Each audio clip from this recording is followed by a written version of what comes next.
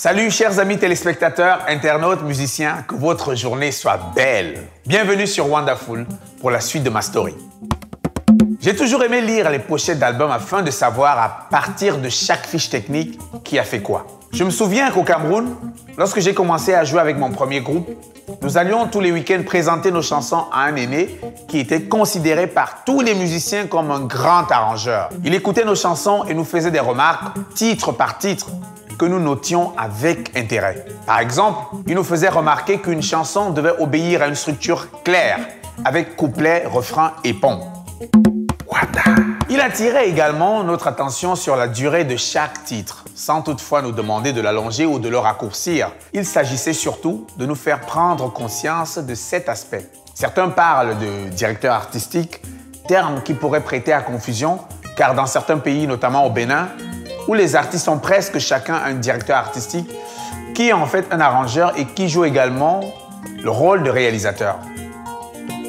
Ça peut être très varié, être directeur artistique, ça peut être insuffler des idées, proposer des collaborations, faire rencontrer des gens, agrandir et augmenter les possibilités de l'artiste de rencontrer son public. On a l'habitude et on essaye d'être en contact le plus possible avec le microcosme de la musique et d'aller trouver des idées pour mettre en valeur les artistes.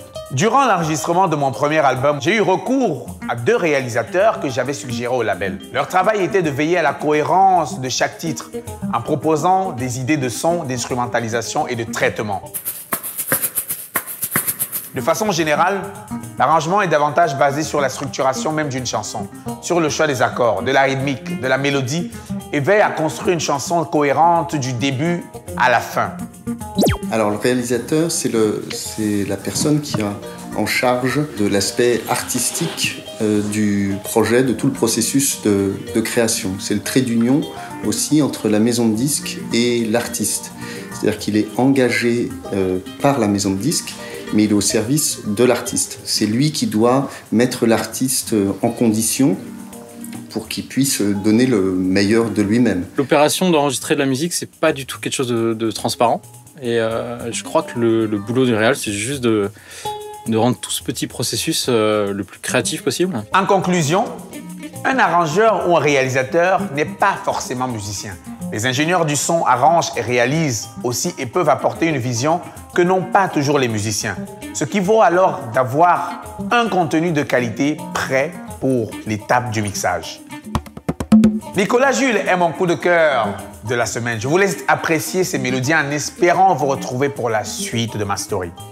Bonne écoute et à très bientôt. Bisai. Bye bye.